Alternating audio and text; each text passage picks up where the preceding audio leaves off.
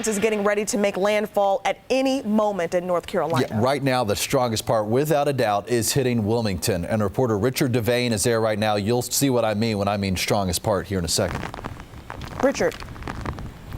Yeah, it is. Yeah, guys, it is really in the winds estimated about 990 miles per hour. Right here, we are really dealing with it. The winds have picked up as I walk a little bit further away. Actually, the winds are kind of hard to walk in a straight line. That just tells you just how strong the winds are. Of course, wind, Florence, it's hitting us in Category 1, which kind of underscores the importance of telling people to get away and evacuate, like the beaches, like their homes, because Florence actually, let me back my way in so you guys can hear me and I can speak for a second. The intensity has really picked up. We can tell you that we're running off of generator power because the lights to all of the buildings, the hotels that we're near, have also gone out. And they say that most people will have to wait anywhere from 1 to 2 weeks just to try to have their power back on. So, I don't know if you guys can hear me. I know it looks good, but we're going to take ourselves and get under covering for some safety. So we're going to take it back. Oh. Richard, safety, of course, paramount there. So they're going to get to a safe spot. We're going to check in with them in just a couple minutes. We're going to just shoot them a quick text, make sure everything's okay. But live report there from Wilmington. All right, this is a time lapse of the clouds over Virginia Beach. Strong winds blew them over Southside Hampton roads yesterday. Now we're seeing the first rain from that storm today.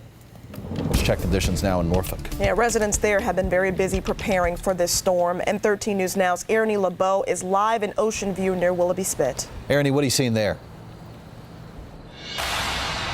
Well, Dan, now that the sun has come up, we're getting a little bit of a different vantage point of how some of those residents are preparing. Now, one of the things that they're really concerned about out here is flooding, because from normal rainfall and high tide, this area floods. If you take a look over here, this is the front portion of that home we've been showing you earlier today. They basically put sandbags at all of their entrances because this is a low-lying home in this area. And then I want to show you across the street. You can see another homeowner has already gone ahead and boarded up some of their windows, just preparing for the possible impact of Florence. Again, we're here at West Ocean View and 13th View, an area just known to flood badly, and you can even feel now the wind just starting to pick up in this area, the stop signs and stuff shaking a little bit. So flooding will definitely be a main concern for a lot of people in this area as Florence effects and impact is felt. Reporting live in Norfolk, I'm Ernie LeBeau, 13 News Now.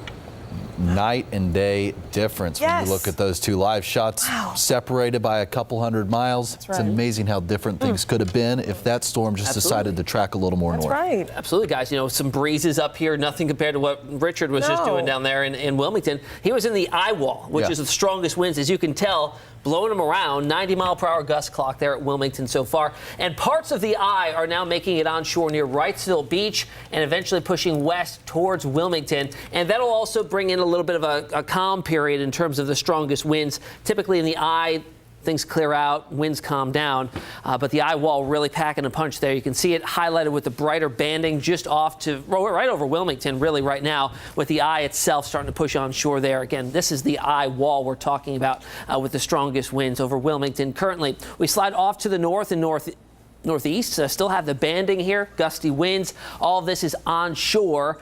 You couple this with the very heavy downpours and rain there, already a foot of rain measured in some spots, but we're talking about the storm surge near Emerald Isle and really everywhere back to the west through Jacksonville, pushing several miles inland. You couple that with a high tide coming shortly, and we're going to have some major issues there. Also have a tornado watch here to tell you about. This is up for just a little while longer, but as a tropical system moves inland, these aren't uncommon. We see that spin already in the atmosphere. So we had a few tornado warnings earlier. Typically those are very weak and very brief. Off to the north here through much of our viewing area, we've just had a few hit or miss showers with heavy downpours, tropical-like in nature through northeast North Carolina and even in the south side Virginia.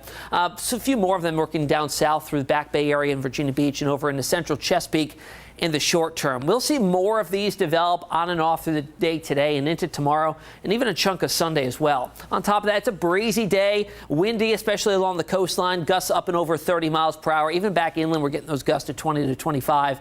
30 mile per hour recent gusts in Edenton, 37 Elizabeth City, and in the mid-20s over in Manio. So how much more rain can we expect? Again, this is the next 48 hours, 1 to 2 to maybe 3 inches, depending on where those heaviest downpours develop and move inland. But certainly a good soaking for some of us later on today and into tomorrow. Here's how it plays out on Futurecast. Again, the heaviest rain will be off to the south, and some of those bands moving their way off towards the north here, coming off the Atlantic and building northwestwards. Just very heavy downpours, tropical-like. I'm not expecting so much in way of thunder and lightning.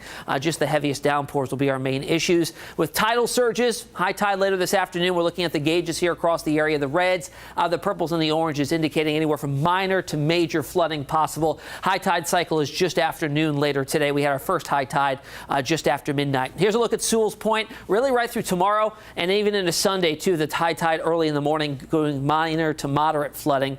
And also at Yorktown, had some major flooding earlier, looking at moderate to even major flooding for the high tide cycles tomorrow and again on Sunday. So 83 out there today, cloudy and windy, rain squalls at times, and look for those gusts up to 40 miles per hour, especially along the coastline.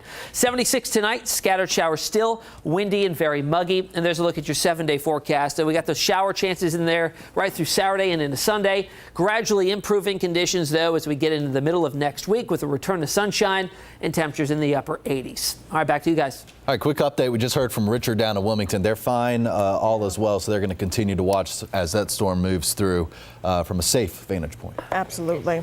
Yeah, let's check in now with Christina. You're here. You've been monitoring all platforms of social media all morning long, talking about Florence. Hurricane Florence, a big talker on social media. We're talking Twitter, we're talking Instagram, Facebook. So taking another look at our so-called heat map. So all the red you're seeing right there is our people talking about specifically Hurricane Florence in our nation. So you see the eastern seaboard, no surprise, lighting up nice and red for us, but then also on the west coast, even in Canada, people are taking interest in this. So a lot of pictures and a lot of images are coming in because of this.